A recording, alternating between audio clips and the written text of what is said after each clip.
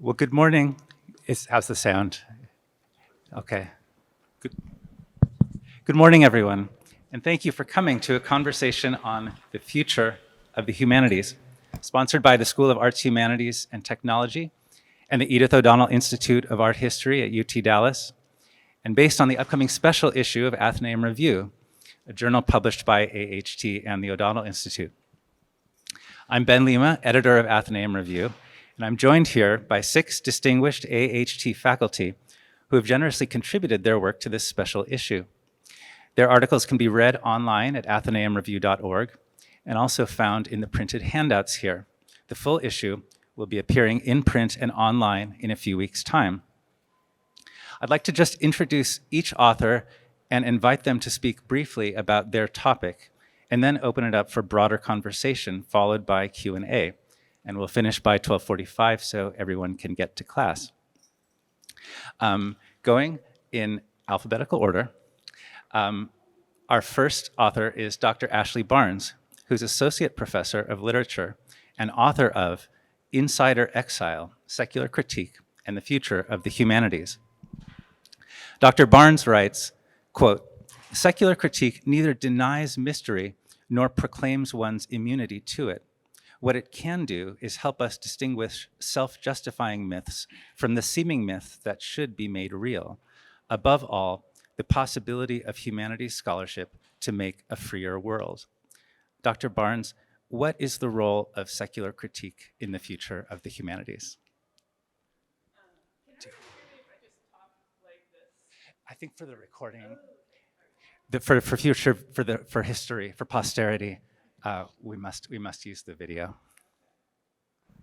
All right. Oh God. So I'll just give a quick recap, I think, of the essay in which I am defending secular critique as a kind of position that self-consciously tries to adopt a kind of insider exile and tries to avoid the position of an outsider innocence.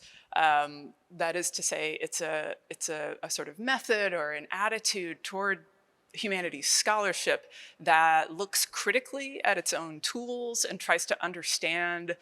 Again, this is a difficult position to hold. It's very kind of slippery and fragile, but it tries to understand its own position within an institution and the history of the tools that it uses and how those tools have gained or lost privilege.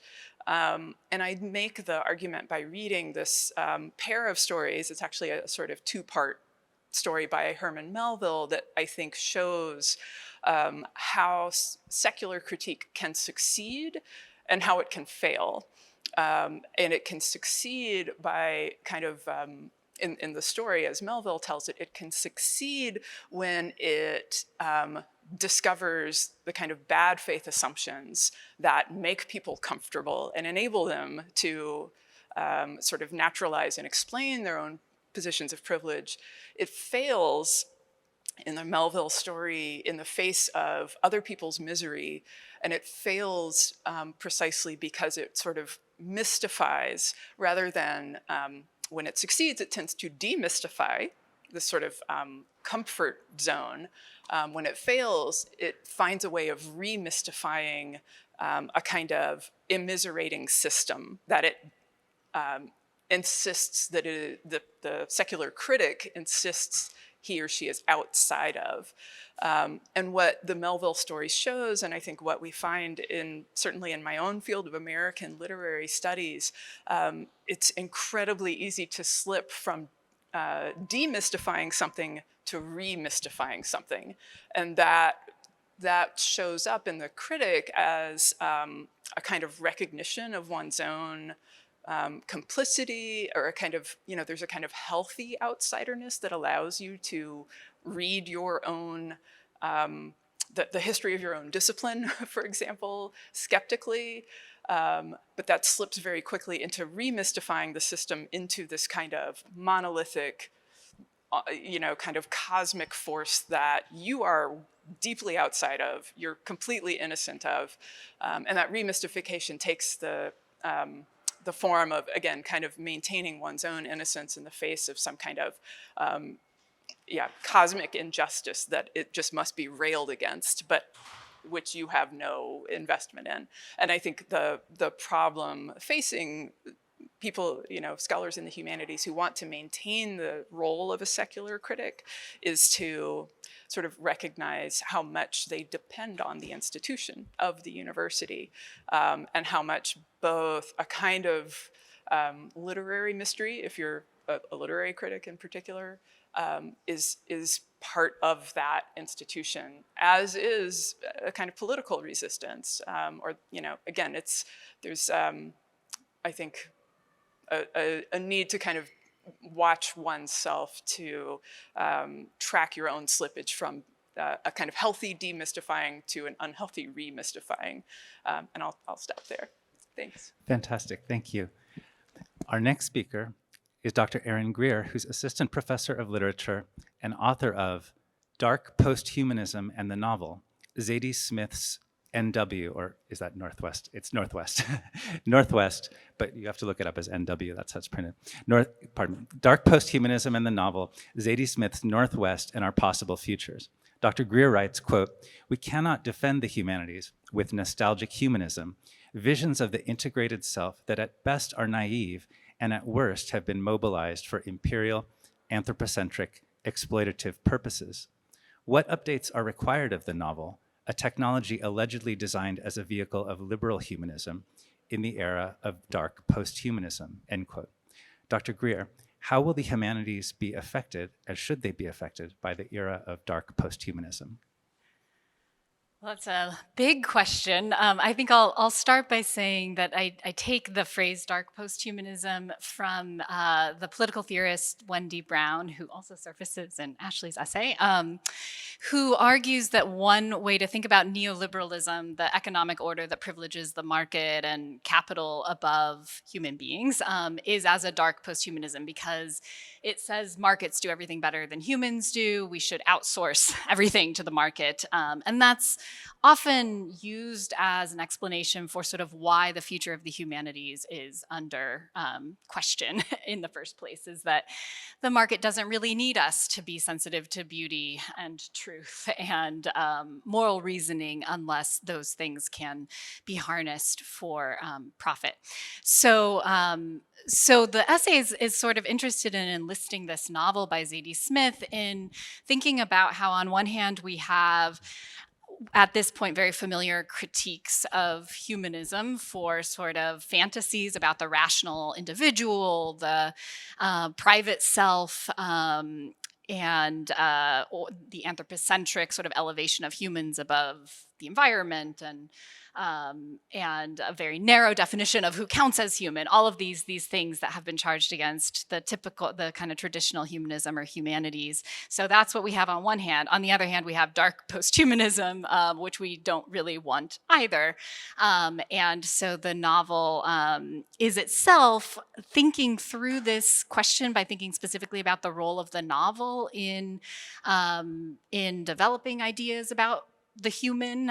So the novel, a kind of conventional story in literary history, is that the novel evolved at the same time as liberal humanism, that the sort of protagonist of the novel is the ideal subject of the liberal nation state. And so one of the questions that I'm working through in the essay is, how does this novel imagine the shifts necessary for narrative form if we're no longer in the era of the heyday of a certain vision of the person and we're now in the heyday of the market? Does the way we narrate character have to change? And my argument essentially is that Zadie Smith both explores how narrative form would have to change and resists it simultaneously. And so in a sense, you could say the novel is itself performing a kind of secular criticism or a secular critique, insofar as it's critiquing the older ways that the novel has maybe reinforced an exclusive vision of what the person is, and what the world should be like.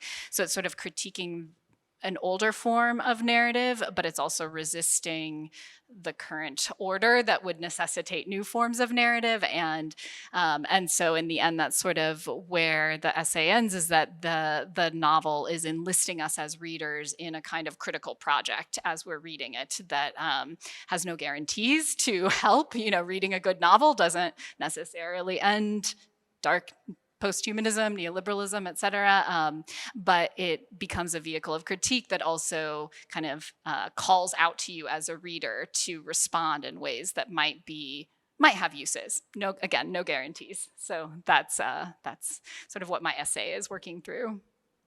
Awesome, thank you very much. Dr. Ming Gu is professor of Chinese and comparative literature, and he's the author of From STEM to STEAM, A Modest Proposal. Dr. Gu writes, quote, "It behooves us not to pit STEM against literature, but to reconceive them in an interpenetrating, cooperative, complementary, and mutually empowering relationship." And, quote, "Big literature, as an example of interface humanities, should foster the appearance of large numbers of such humanist scientists and scientist humanists in the age of telecommunications and posthumanism," end quote. Dr. Gu, how should the humanities approach their relationship to the STEM fields in the age of telecommunications and posthumanism? Thank you, Ben. First of all, thank you for inviting me to contribute to the special issue. And I think my article is largely keyed to the question of the future of humanities. Basically, I have a look at the current situation about literature and literature studies as a result of the digital revolution. So first of all, I briefly revisit one issue, that is the two cultures. I call it the return of the two cultures, an idea, famous idea proposed by C.P. Snow, who is both a novelist and also a scientist. With the digital revolution, the C.P. Snow's idea about the two cultures in conflict in modern society return with a vengeance. So in the field of literature and literary studies, we notice particularly in colleges and universities across the world, we saw a dwindling of interest in literature and also a dwindling enrollment in literature majors. So this is first point, a brief revisit of the two cultures. And secondly, I also briefly review the impact of STEM topics. I'm sure you all know STEM, right? The science, technology, engineering, and mathematics. These subjects have exerted tremendous impact upon literature and on humanities. I briefly revisit the impact, and also I make a proposal, a modest proposal, the idea of a new conception of literature. So basically, my conception of literature consists of two parts. One is the idea of small literature. The other is big literature. By small literature, I mean the bare letters, refined literature we have been studying in the traditional sense, which consists of the basic forms of poetry, fiction, drama, and essay. The big literature, and I mean, really is general humanities, including technology generated humanities. So after these, revisit, review, and also proposal, I think, and this idea of the two concepts has advantages for our present age. For a small literature, we can still teach them as concentrated courses, but at the same time, we should, include in other topics into the literary field. I think with these two ideas, we may be able to get ourselves prepared for the coming of what is so-called literature age, and also enable us to resist the apocalyptic vision envisioned by theorists like Jacques Derrida, who pronounced that in a short time, the literature, the humanities, including psychology and even love letter, will eventually, disappear. In other words, it's basically literature is pronounced to be dead or is dying. I think in fact, when we look at the digital revolution, we should, see there is another kind of boom of literature online. So there are all kinds of literary writings, by people who are not, literary writers or even literary scholars. So they don't need to find a publisher. They just publish what they write in terms of their idea of literature. So we should examine this kind of opportunities afforded by the digital revolution and to prepare us for the coming of a post-literature age, in our age of digital revolution, in the postmodern and also the posthuman, we call it posthuman, and also a globalized world. So this is briefly my idea. Or in fact, I also conducted a comparative study between the technology generalized text and traditional text to argue that we should, not view STEM subjects as our enemies. In fact, we should view them as allies. For instance, even the video game, we can, renovate it and change it into allies for literature, because after all, video games has, most of the qualities of literary works. For instance, it has, narrativity of fiction. It has, poetic images, of poetry, and also it looks like a dramatic on the stage. So therefore, I think there are a lot of opportunities for us to explore the interface humanity, which comprises both literature, humanities, and also science and STEM subjects. So in this way, we may indeed turn STEM into STEAM, that is with an A, art in it. Thank you very much. Thank you. Thank you very much. Dr. David Patterson is Hillel A. Feinberg Distinguished Chair in Holocaust Studies, and he's the author of The Future of the Humanities and the Specter of Antisemitism, a reflection on the holiness of the human being. Dr. Patterson writes, quote, "To be reminded of our humanity is to be reminded of our responsibility to and for the other human being, both neighbor and stranger. The questions that shape the humanities should be questions of why we live and why we die, of what we fear and what we fear for." Dr. Patterson, how should the humanities be shaped by these questions of our responsibility, what we fear for and why we live and die? Thank you. And thank you all for being here. And thank you to my colleagues for the honor of being in the presence of these esteemed scholars. Yes, the thing that concerns me when I look at the future of the humanities is our understanding of humanity. Where does humanity lie? What does it mean to be a human being? Where does the sanctity of the human being lie? How do we address that? How do we seek that? How do we respond to, what Levinas calls the exigency of the holy in the other human? I think the humanities should be not only about appreciating the arts, but hearing the ways in which we are implicated by the arts, hearing the voice that emerges from the depths of literature, art, philosophy, history. The question put to the first human, where are you? Where's your brother? What have you done? Anti-Semitism concerns me. As you know, it's on the rise once again. You may have seen, if you follow the news, you know that while Jews make up about 2% of the population, more than 55% of the religious hate crimes target Jews. It's rapidly increasing on college campuses, especially in humanities and social sciences areas, among students in those areas and professors. And in my article, I cite quite a number of studies demonstrating this.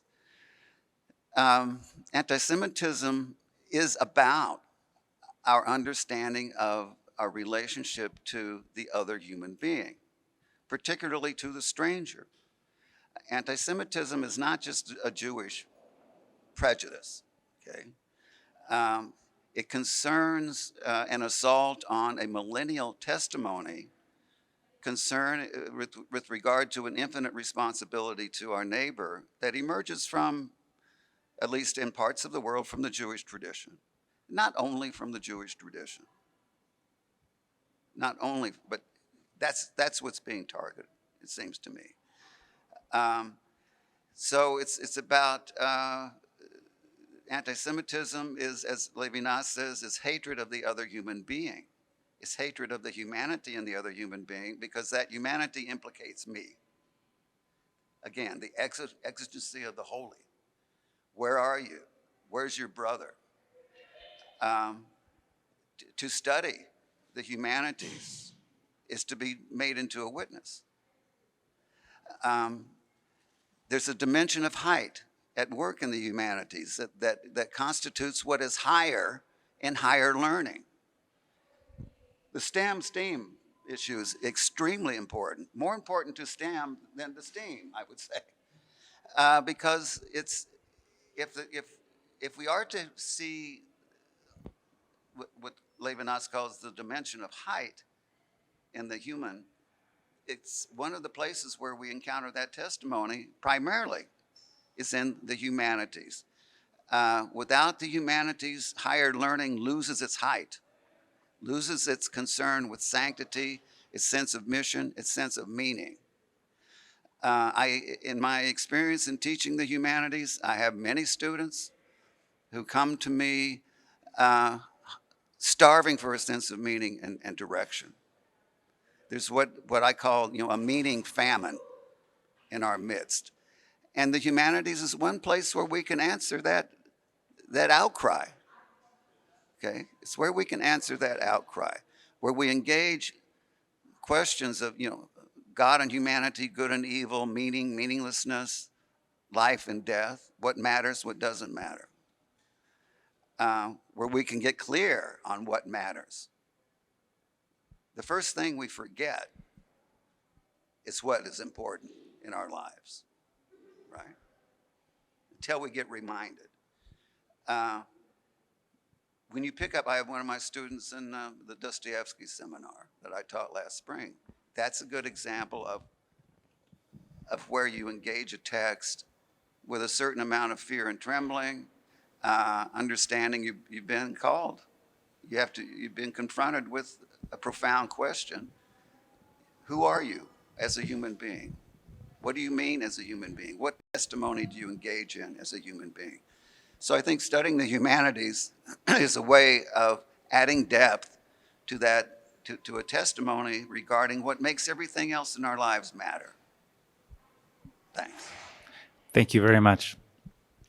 Dr. Thomas Riccio is professor of visual and performing arts, and he's the author of Form Fatigue. Dr. Riccio writes, quote, "Alphabet knowledge and its removal from the body marked an inflection point when deeply interiorized alphabetical literacy usurped orality and ultimately the cosmocentric worldview. Within every positive lies a negative, and adherence to the anthropocentric has come at a profound cost." Dr. Riccio, what are anthropocentrism and cosmocentrism, and how do these systems affect the humanities? Big question.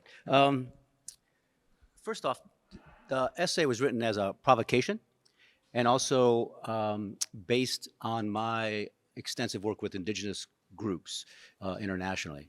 So it's coming from real life experience, which I find in arts and humanities, oftentimes people are reading books and reporting about books. in responding to that.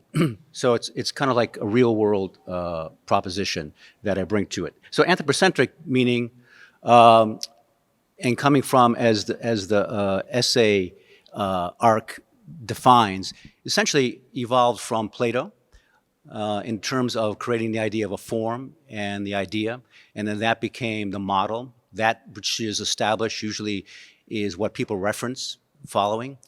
And as a consequence, the model was that the real truth existed beyond the reality that we have in front of us.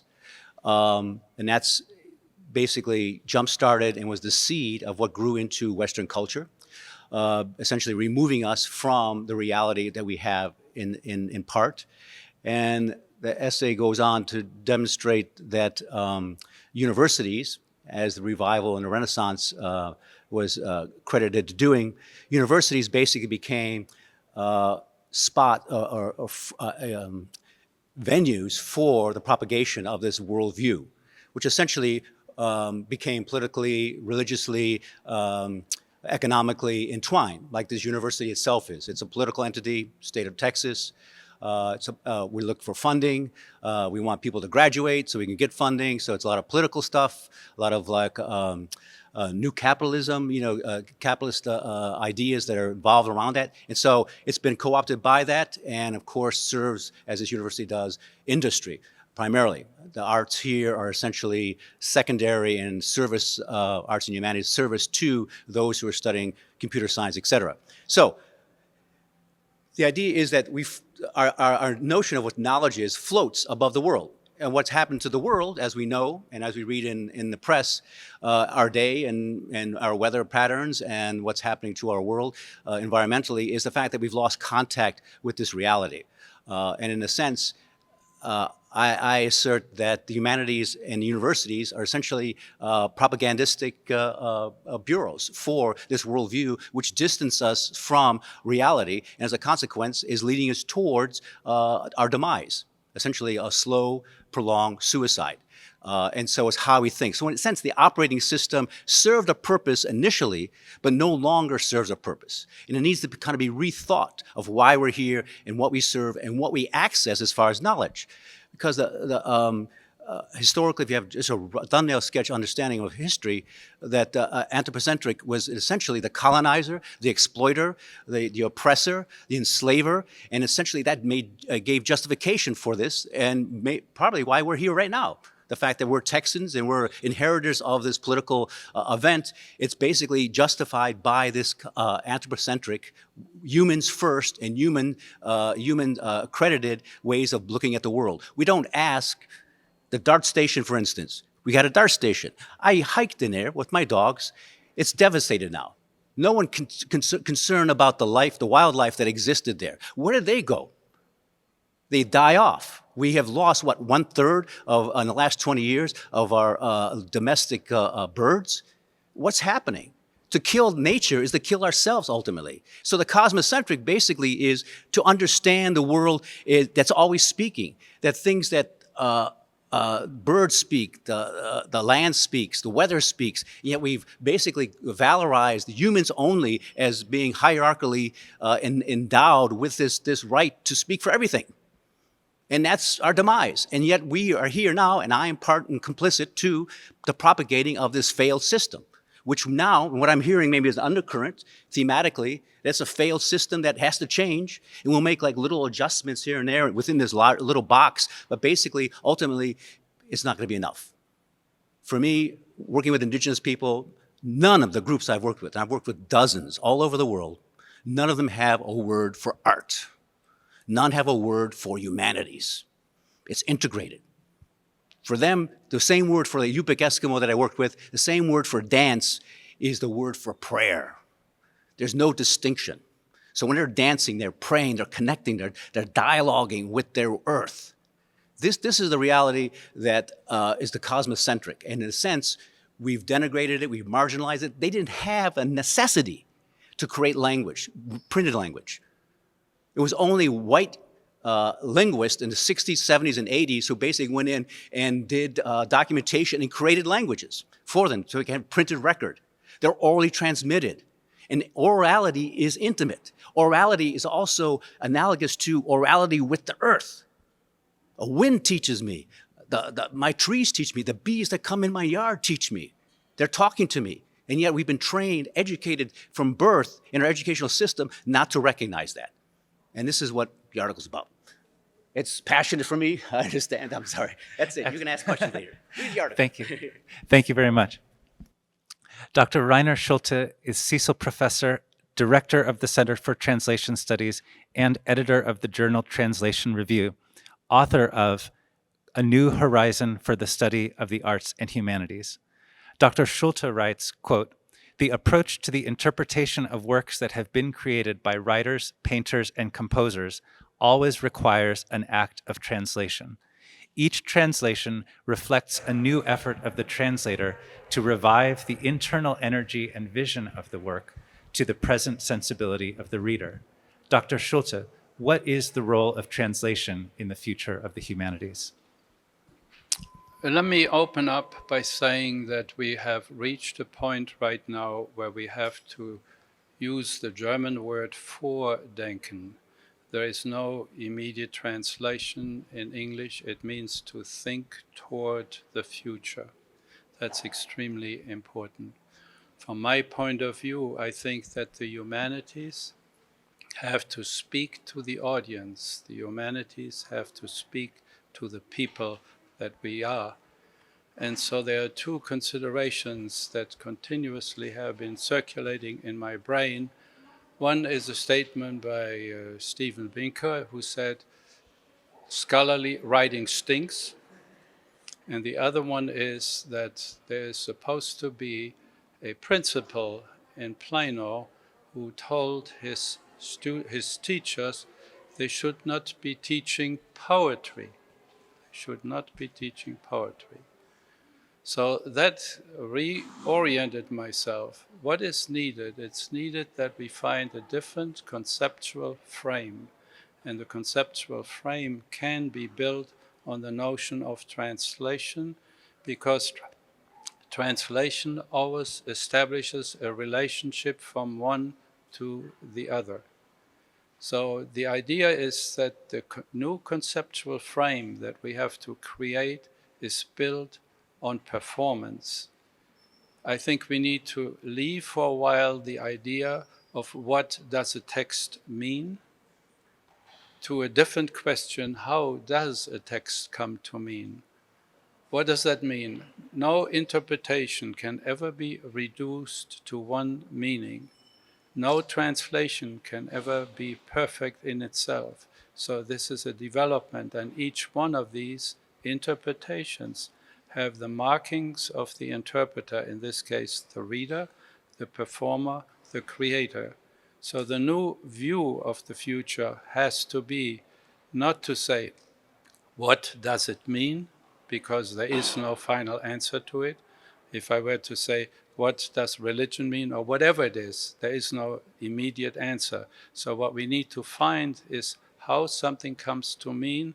And so if we want to enter a poem, which sometimes is very difficult, we need to find ways of using the different media to open up the atmosphere of the poem, so that the student can experience the poem and does not have to repeat what Schulte, the instructor, tells him what it means. This is impossible. And translation is the motivating part in this, because translation is performance. Translation establishes relationship between here and there, and therefore the person is always involved in thinking about it, establishing relationships. And so what we can do then, our function in the humanities, is to begin to find ways that move from what does it mean to how can I reconstruct the movement of the work. And that interests all of us. We want to be involved. And it's very clear, I come from the musical point of view. I'm always interested when I go to a concert, and all of a sudden the population, the people in the room begin to cough. That means that the performer is not implementing and showing his or her interpretive performance. And that, I think, has to be translated now to what we do in the future. We need to change the way we look at the work, how to recreate the work as a performance. And I think that has to be the challenge of the future. And I hate to say this, but I think we have to have faculty development in the future to redirect ourselves in the movement and the performance of the text and not preaching about the text. Thank you. Thank you very much. Well, I'll have a handful of kind of open questions, and then we can have questions from the audience as well. But I wanted to start by saying that there were indeed kind of several ideas, themes, concepts that I heard more than once. For instance, the ideas of anthropocentrism, of the post-human, of neoliberalism, and starting there, but then more generally, I wanted to ask if the speakers as a group or individually, if you've heard or read the others and found yourself either agreeing or disagreeing or perhaps questioning some of the ideas that were put forward. In other words, would anyone like to kind of follow up with what you've just heard from someone else on the panel?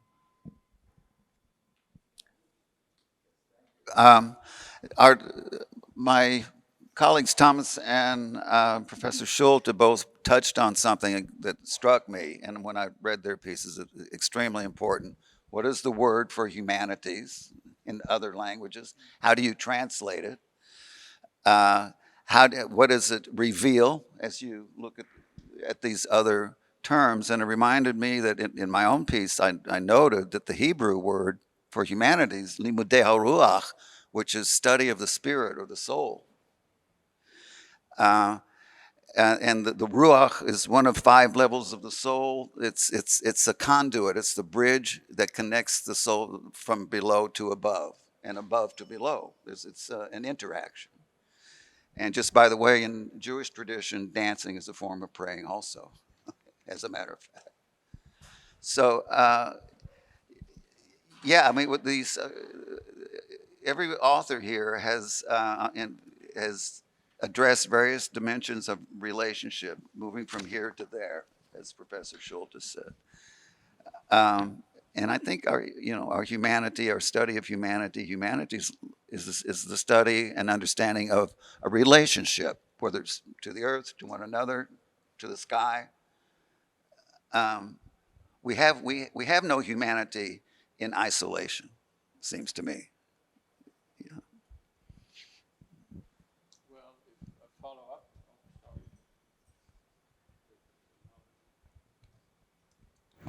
If I follow up on Dr. Patterson's, if you take the German word for humanities as Geisteswissenschaft, that means everything that is connected with the thinking falls into the area of humanities. And that's an enlarged word and has been there for many centuries, I suppose. And I think we're underlining, or I'm underlining here, that the narrowness of what we have done for the humanities, in the humanities, the interpretation of the humanities has to change. And that's what I call the change of the conceptual frame for the future. And I think now that we have ATEC and ANH together, seems ATEC is the backbone of performance. And I think we have to take advantage of that strength that is the performance for the interpretation and the understanding of the humanities. And that, I think, is at the forefront right now. And unless we get to the point where we make these changes, more and more students are dropping out of literature and the humanities. I would like to say a few words, continuing the discussion by Professor Patterson and also Professor Schulte. That is, what exactly is the humanities? Of course, nowadays we know all the scholarly subjects are divided into 3 areas: science, right? The social science, natural science, social science, and humanities. But we probably very often overlook the fact that the idea of the humanities nowadays we conceive is very different many, many years ago. according to the French theorist Michel Foucault, and he studied, the humanities. In his masterpiece, The Order of Things, the subtitle is The Archaeology of the Humanities. He conducted a study of the humanities and come up with a conclusion, which is, surprising at first to me. He said, before the modern time, before the modern conception of the humanities, the classical idea of the humanities consists of three areas: linguistics, biology, and economics. So when we look at it, the traditional concept of the humanities, the biology nowadays belongs to natural science, economics belong to social science, and only linguistics is a bona fide topic of humanities. But before that time, the humanities was conceived in such a way which is very different from what we conceive it to be nowadays.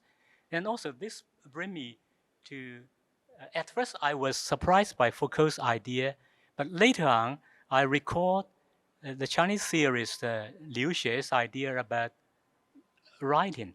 In China, there is a concept of one. One literally means writing and literature. And it also covers all kinds of human activities. In fact, I think it is really if we use Karl Marx's idea about humanized nature, it is really the human perception of the patterns, of configurations of the world and human activity. So therefore, humanities, I think nowadays we should really look at it more broadly. So that's why I say we need to have a kind of interface humanity, and also we need to have the idea of small literature and big literature, literature in the narrow sense and literature in the broad sense. Only in this way we can realize, different kind of topics and subjects can interface with one another and give us ideas about our present condition and also about the human conditions in the future. Thank you. Excellent. Thank you. I guess I wanted to call out a couple of points that I heard and was kind of fascinated by, and all of the ideas circulating here are incredibly fruitful. I'm just going to call up the weakest kind of evidence here, which is an anecdotal piece of evidence from a student that I'm teaching, an undergrad senior who had switched her major from computer science to literature, which obviously already made me want to weep with gratitude. But she described her earlier classes in computer science as kind of distinctly uncreative, like as a kind of rote learning. You would watch a lecturer who was presenting PowerPoint slides that she said, they'd obviously presented a gajillion times. Students didn't show up to these lectures. When she went to a literature class, she had to talk. It was interactive. They were discussing things. There was not a kind of, set answer, but people were putting something on the line, students, the teacher.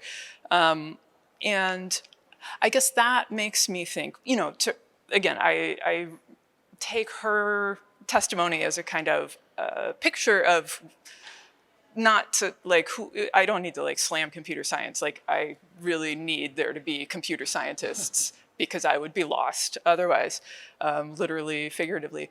But I guess I want to say, I don't know, I think there is something performative, and this is me picking up on something Dr. Schulte said, there is something performative in the act of interpretation, right? We never get to a final answer.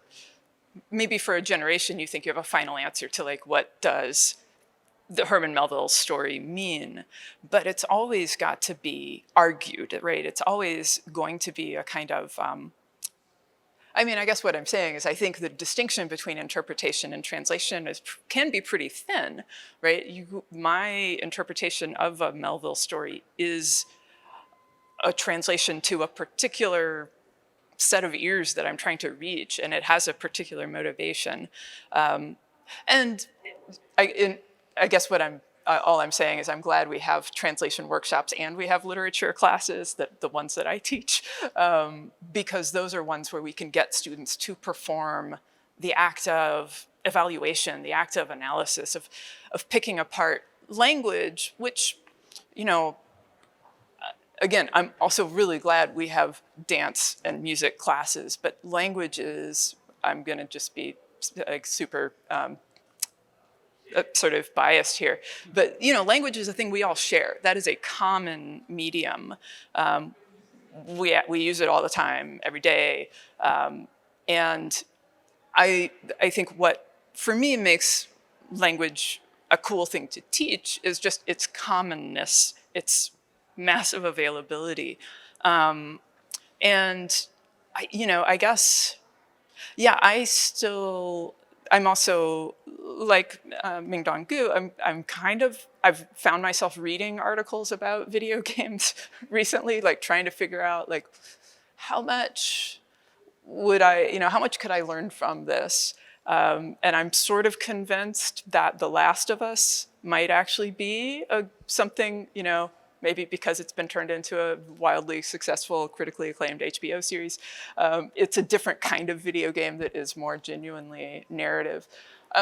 Anyway, so I'm willing to say that like literature is losing its place as a kind of, the alphabet-centric, written forms of knowledge making, maybe sort of waning in their prominence, and maybe that's a good thing.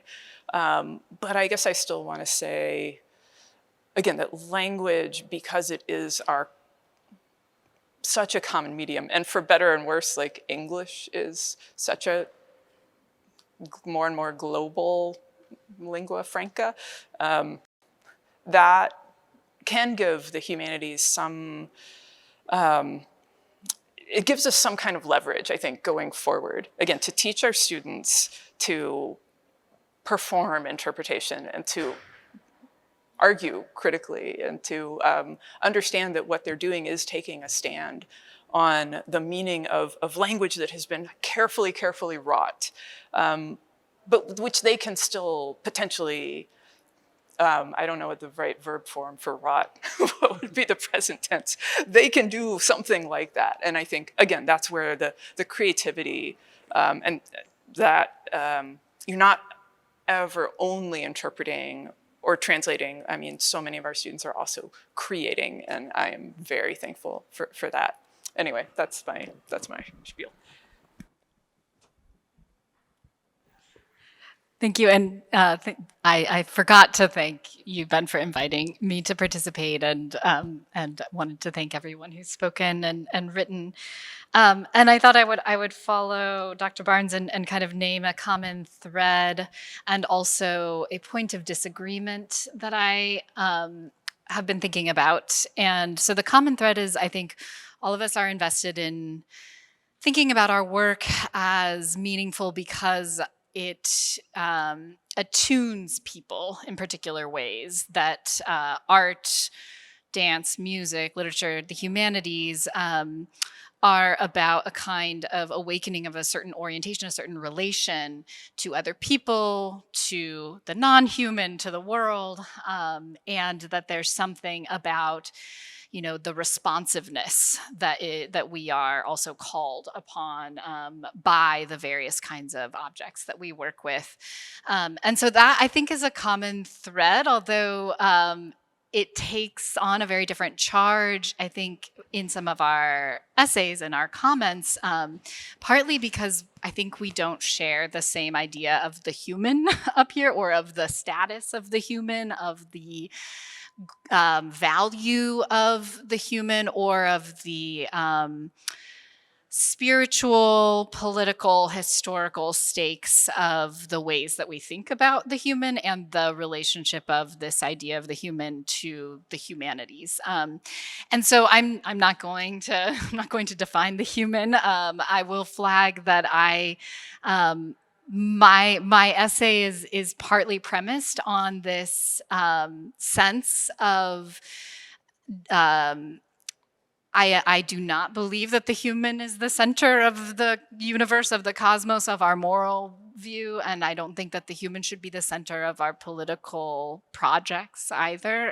But I also think that interpersonal responsiveness and interhuman ethics is essentially important.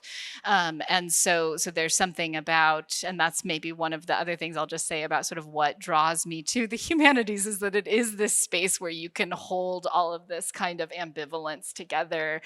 And it's not only kind of critically fruitful to do that, but it's also pleasurable. So I'll also just name, I think it's fun to think with works of art and literature about these sort of unresolved matters of interpretation of specific texts, but also of kind of collective political questions that are also unresolvable insofar as our conditions are always changing. The people we're trying to make a world with are also always changing.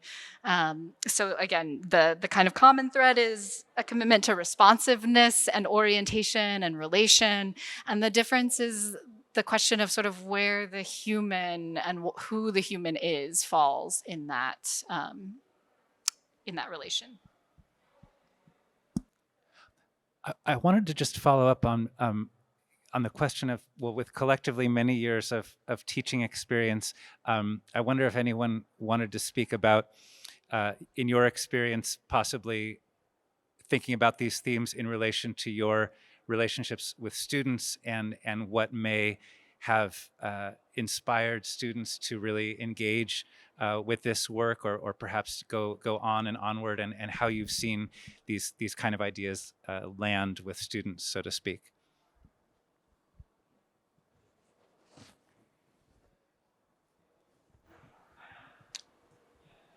Please. A very essential question that you bring up, how to, oh, sorry, that wasn't supposed to happen.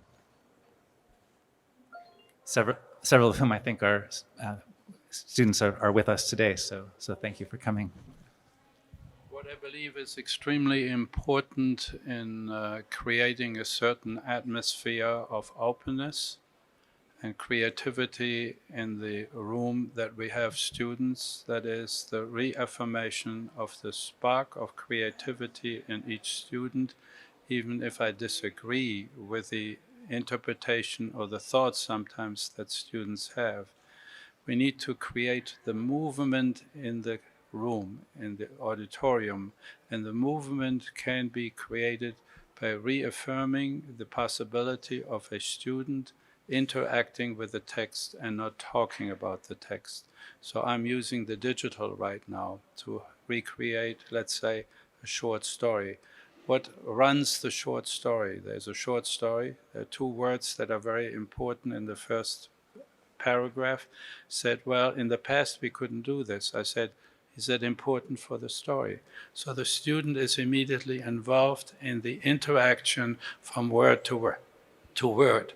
So we find out that in this particular short story that I have also imitated here is the fact that these two words in the first paragraph are repeated 20 times. So that, excuse me, that means that the reconstruction of the structure of the piece becomes the importance of getting the student involved in the text. And this is basically from the performance point of view and from the translation point of view.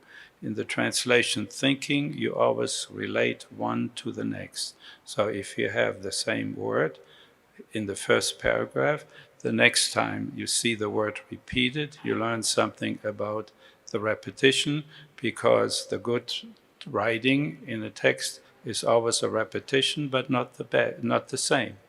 So there is the activity of the students continuously thinking inside the text and inside the word, the visualization of the possibilities of a word. And this is why I think that kind of possibility recreates for the student the involvement and not being taught what it is. And that, I think, is the future of the changes that have to be taking place in the interpretation of texts, of visual, verbal, and musical texts. That also applies to the musical text. How is a musical piece constructed?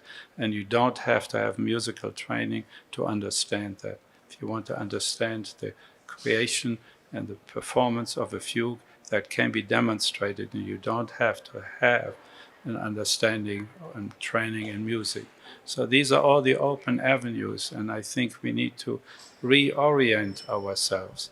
And this was initiated with me when I read the essay,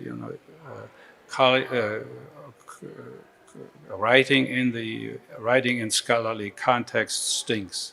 That got a lot of reaction at the time, and it's still an essay that we should look at it because it begins to rethink what we're doing.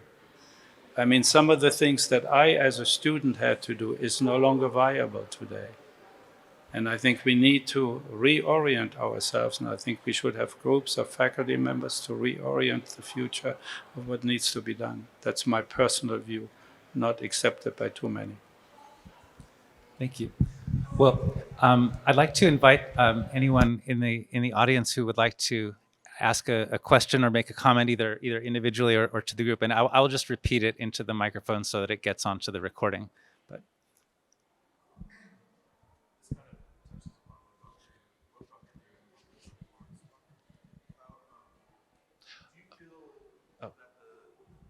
do you feel that the novel as a form lends itself to taking part in this wider cultural discussion in a time when the novel is not, as widely read? That's it.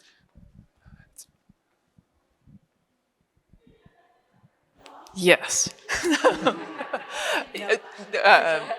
But like I said, I am, I've found, and now I'm gonna sort of lay bare another colleague's work. Dr. Hatfield, who is kind of, I esteem him very highly, and yet some of the best arguments I've heard him make have been about film. Like, to hear him talk about movies is to think, I don't need to read another novel. I just want to hear Dr. Hatfield talk about movies for the next year of my life.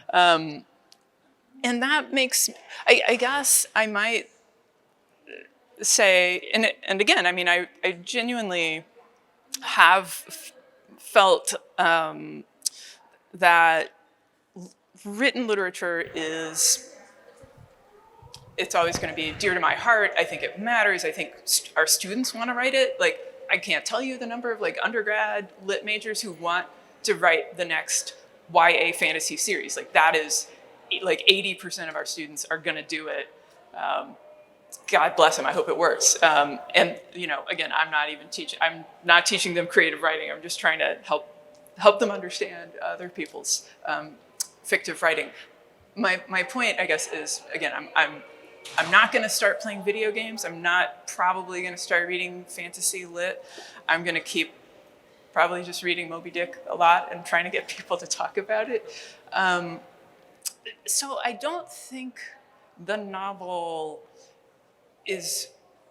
I think it's going to be jostling for position. I think it already is. I mean, it would be, I think, silly to say that it's gone or dead or, something like that, but it is a form of narrative that, I think will continue to matter, partly because I think it will continue to, one of the things that The Last of Us is supposed to be good at as a video game is that it's novelistic, that it feels as if the characters are making real choices, as if they are ambivalent, as if they have competing desires and incommensurable goods presented to them.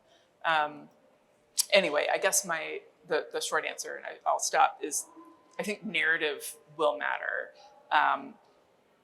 in long forms, but in different media maybe. But the novel it's not going to go away.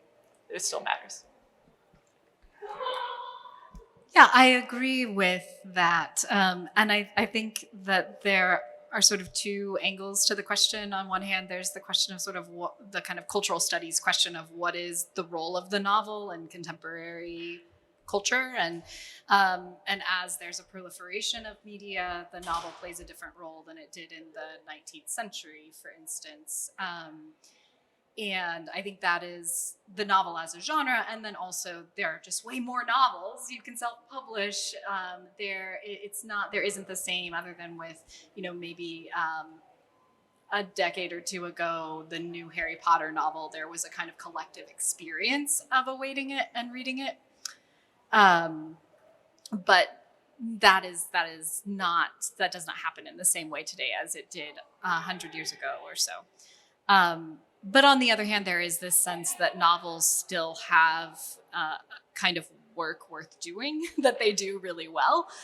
Sometimes, some novels. And I'll also just note that I think that even though I alluded to a kind of standard literary historical story about the novel rising in the 19th century with kind of liberal humanism, and then coming into crisis. I didn't say all of this, but it kind of comes into crisis at the same time as culture comes into crisis with modernism, with new scientific discoveries, new mathematical discoveries, World War I, this kind of moment of all these challenges to the bedrock convictions of the liberal humanist nation state. And so there has been this synchrony between the forms, the experimental forms of the novel, and at least a kind of European and American trajectory.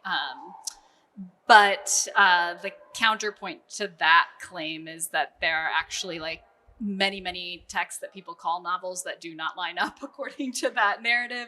And that when we're talking about the novel, we're doing a kind of reduction and simplification that erases a lot of important stuff that has been happening all along, that is also tends to be Eurocentric. So that's my disclaimer of saying anytime I say the novel, there's a very important asterisk that says, there are so many texts that might be called novels, and that the record and the present is extremely messy. So it's difficult to say, but I think that the two prongs of the question that I think are important and interesting are sort of, when do texts play a certain kind of social function that the novel maybe once played, and maybe those texts today are more likely to be television shows or something. But then there's also this question of, what does long form narrative still allow us to do? What does the development of character still allow us to do? What kinds of questions can we investigate creatively in these forms? And I think I'm still eager for great novels to be written to do that. So yeah, it's a sort of ambivalent response, I suppose. Any other questions out there? Thank you for a great Thank you for a great panel. My question is, I wonder if you could comment on this tension, it seems, between trying to decolonize humanities, to invite new voices in, and this call now for a return to a more classical tradition. Many politicians are concerned that the humanities has veered away from its classical roots. I didn't know if anybody had any thoughts on that. I can maybe respond. Is that good? Hello? To a classical. Well, which maybe gets to the point that if there's a yearning for a return to a classical, that if you think of it in parallel terms to politics, usually it's politicians who are at the forefront of asking this, whether it's Taliban, whether it's DeSantis, whomever, the guy in Hungary. So in a sense, it's kind of politically motivated to return to some as a stopgap that maybe it was better back then, and then kind of accrue power, which goes to the point of how going back to the classics, in a sense, is like, last hurrah type of thing. The world's changed. I mean, they're talking about video games, they're talking about social media. You got to play video games, understand video games. You can't just like talk about it. And as far as narrative, getting back to the earlier question about, you had about narrative, I mean, I got to point out that my colleagues here are all literary people. They're all literature people. I'm the outlier here, all right? And so they definitely have a vested interest in promoting and propagating literature because their direct deposit depends on it, okay? That's the reality, and mine depends on something else. For me, narrative is evolving, and you can see this in students, you can see it in the reality around us. It's evolving, it's here now. This is a narrative. For me, we're immersed in a narrative. And this, I know, is conditioned for me by my work with indigenous people. For them, to walk on a land is to communicate with the land. In Yupak people in Barrow, for them, they walk in a spit of land. That's a myth of a beached whale. And so they're cognizant of that, right? There's a narrative implicit right here. The fact that why, of all places, in Richardson, Texas, on the 3rd of April, 2023, are we all gathered here? In this narrative, the chant is how the spirits speak. So it brought us together, colleagues here, this top, Ben picking the essay, it brought us together, not by happenstance, but there's greater things involved. There's greater things that are in motion. And likewise, I'm recalling too, I work with it's exclamation point XUU Bushman in the Kalahari. And I was doing a workshop to develop a tourist show to attract cash economy to this isolated area. And a long story, but basically in doing this workshop, I never did the tourist show. We did a research project in a camp-wide healing. That was the outcome, rather. But I realized in the workshop, they had no sense of metaphor, which is, in a sense, all literature is all about metaphor. It's about talking about something else that's not there. It means a bridge to something else. For them, everything is now as it was and ever will be.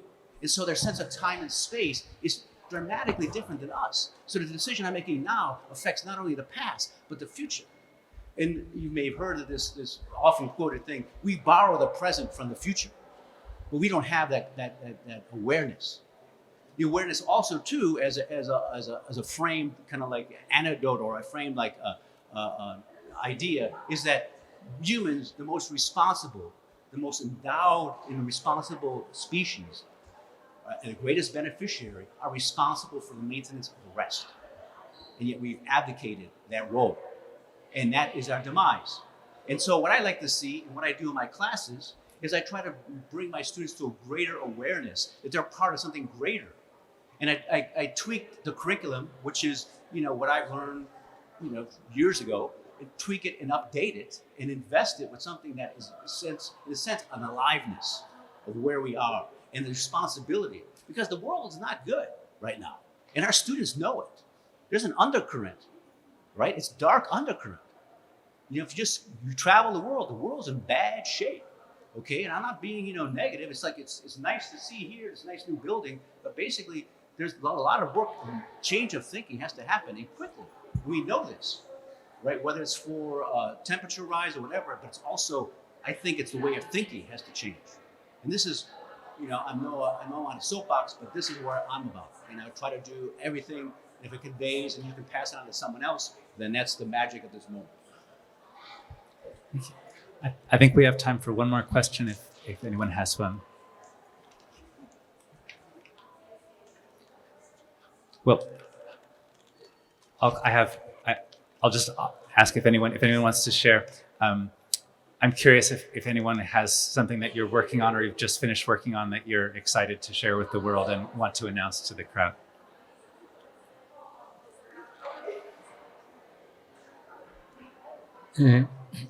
In fact, I would also like to answer your question. You have people, particularly politicians, talking about a return to the classical novel. I think, of course, it's impossible to return to the past, but I think probably we can look into the future. For instance, right, Ashley mentioned, right, video games. Video games and the novel, they are not the same thing. In fact, all parents, right, responsible person hated, right, video games. But in fact, video games, we can make use of it. For instance, nowadays, in several traditions, both in East Asia and also in the US, video game has been somehow married, to literature. For instance, Shakespeare's Hamlet has been, produced in a video game version.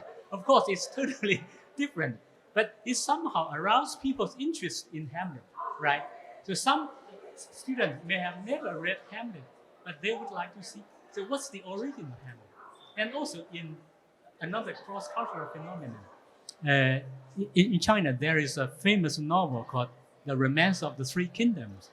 It has been turned into a video game and played widely in South Korea, Japan, and China, and Southeast Asia. Many people have never read the novel before, but they became interested. And I read, one reader say, I never read the novel before, but now I check it out and read it from cover to cover. So obviously, we can marry technology and literature. In fact, our school is a typical example, right? Arts, humanities, and technology. So we are in the forefront. We are the vanguard in marrying different kind of humanities. So what I would call technologization of literature and literaturization of technology.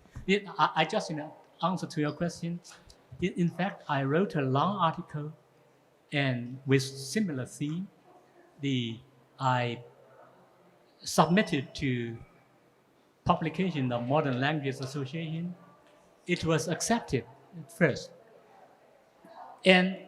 but they say we have a board of directors, so all the accepted essays will be reviewed by the board of directors.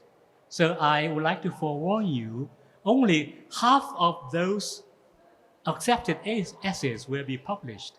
Unfortunately, my essay was not accepted by the board of directors.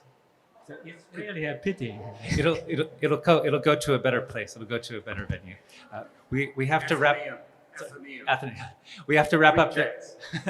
Let me just thank once again the School of AHT and the O'Donnell Institute for sponsoring this event, and please join me in thanking our speakers for sharing all their insights and wisdom.